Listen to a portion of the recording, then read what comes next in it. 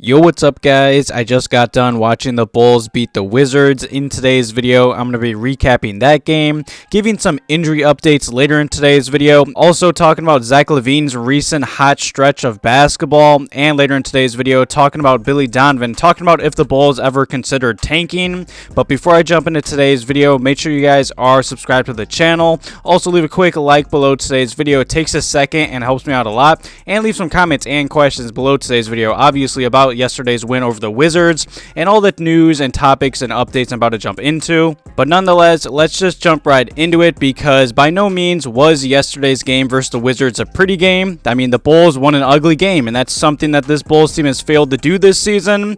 So hey, I'm just happy a win's a win, and the Chicago Bulls are now a half game out of the 10th place Wizards, and they currently do own the tiebreaker with the Wizards. This is also the second straight game and opponent that the Bulls have held them to a season low for points. The Bulls defense this season has been very underrated, and since January 1st, this stat is crazy and really blew my mind. The Chicago Bulls do own the #1 defense in the NBA. DeMar DeRozan and Zach LaVine went off versus the Wizards. Both of them were very efficient. Vucevic, of course, put up another double-double, and Coby White put up 17 impressive points off the bench. And the Chicago Bulls' two best defensive performances of the NBA season, based on points allowed, have both come in 2 games since Patrick Beverley has arrived in Chicago. The Chicago Bulls held the Brooklyn Nets to only 87 points Friday, and now the Wizards to 82 points yesterday.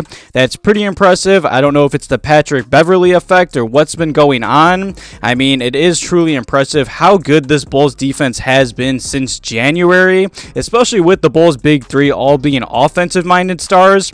I still can't believe that the Bulls have a top 10 defense in the NBA and first since January 1st, and the Bulls' offense, I believe, is ranked like 24th or 25th. And Billy Donovan, throughout his whole NBA career being an NBA coach, he's always had top 10 defenses, but it's still super impressive with the Bulls' big three of DeMar, Vucevic, and Zach. If they can just ever figure out the offense, this Chicago Bulls team could be very deadly. It truly does seem like Patrick Beverley is making a difference in the locker room already. I just hope this Bulls team can keep up this level of play and go on a little run to end this season. And speaking of the Chicago Bulls' play since the All-Star break, I think we need to talk about Zach LaVine's past 2 games.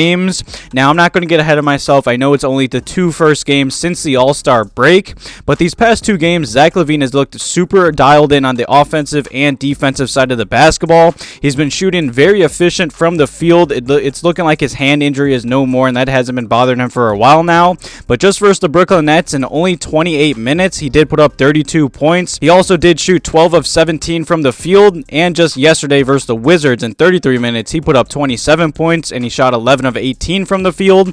Zach LaVine has been playing super efficient basketball as of late, and since the All-Star break, Zach LaVine is 23 for 35 in 2 games, which is very impressive. I know there was some trade rumors surrounding the Bulls and Knicks at the trade deadline and right before the All-Star break. I'm sure Zach LaVine saw that, and it sure does seem like Pat Bev has been on his ass like Pat Bev said he's gonna be.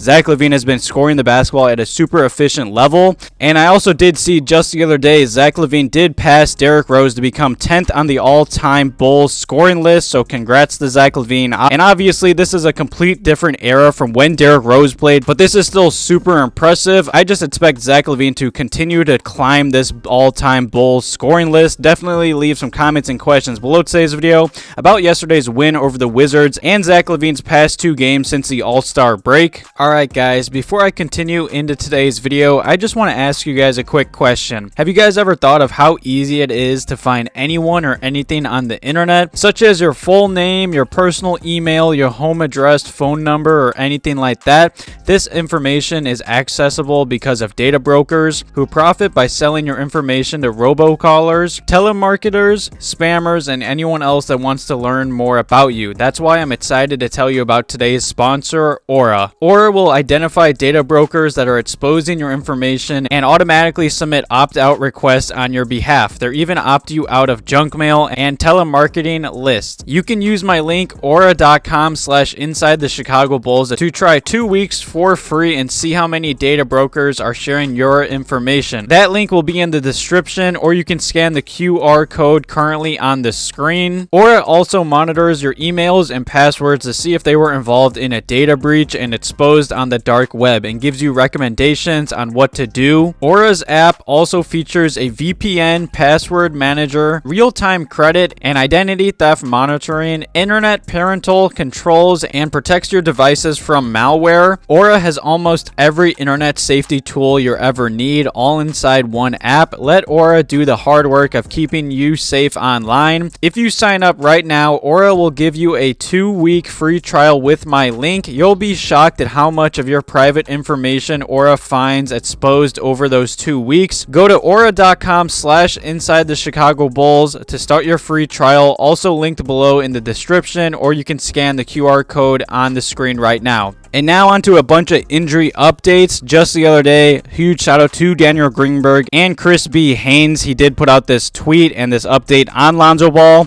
And obviously, Lonzo Ball did get shut down about a week or so ago. And they did report saying that Lonzo Ball is getting I'd say, plasma injection into his left knee to help minimize the pain. Lonzo Ball did get this same injection when he was with the Lakers. So I guess we'll see how that responds. And I'll keep you guys updated on that whole situation. You know, this doesn't really help out much or give us much information, but I guess we'll see if this does help in the next few weeks or months. I'll definitely keep you guys updated. And within the past few days, Billy Donovan has gave a few updates on Javonte Green's knee, and he did say Javonte Green will need at least a couple more weeks to ramp back up to getting on the basketball court. And Billy Donovan did continue, and he did say he has been introduced to some running, but Billy Donovan didn't really indicate that he's full speed yet. And after that, Billy Donovan also did say there's a feeling that if Javonte Green continues to progress, they can asset possibility of doing some dynamic running and cutting later this week. He's been doing some straight line running, but no cutting, sprinting, still not able to get into a practice.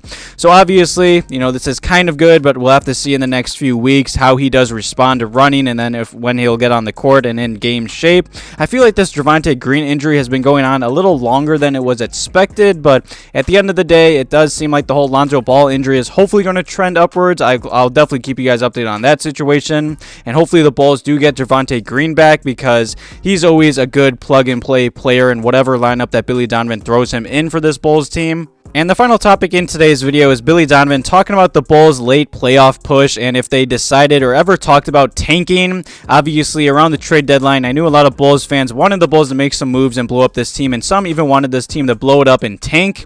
And Billy Donovan did say that they've never considered going to resting their players, or like I'd say slash a tank route. They've always been about establishing a winning culture for the team and fans. And I do understand that, and I understand the whole tanking situation, but I think it's obvious this Bulls front office has put way too much into this current core, and they want to see them play, and they've gave them these final 20 or so games. And Billy Donovan did continue, and he said it's always about building a culture and an environment that is predicted on winning. There's never been anything of like, hey, listen, we've got these many games left and a potential draft pick here, you know, blah, blah, blah. That's never happened at all, and that doesn't surprise me. I know some fans are going to get angry and upset with that, but no NBA head coach or NBA front office is going to come out and say, hey, we're tanking. But I think it's pretty obvious, especially with AK's comments at the trade deadline, that they want to give this team the final 20 or so games, make a run, and hopefully be in the play-in tournament or the playoffs.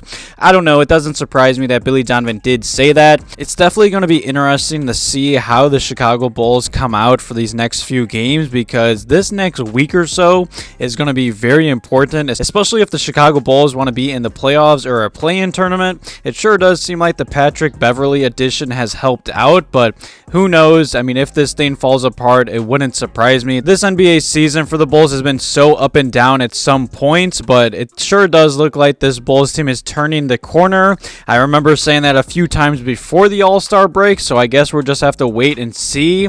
It sure does seem like Pat Bev is helping. I will be interested to see what the Bulls do with him if he does lead us to the play-in tournament or the playoffs.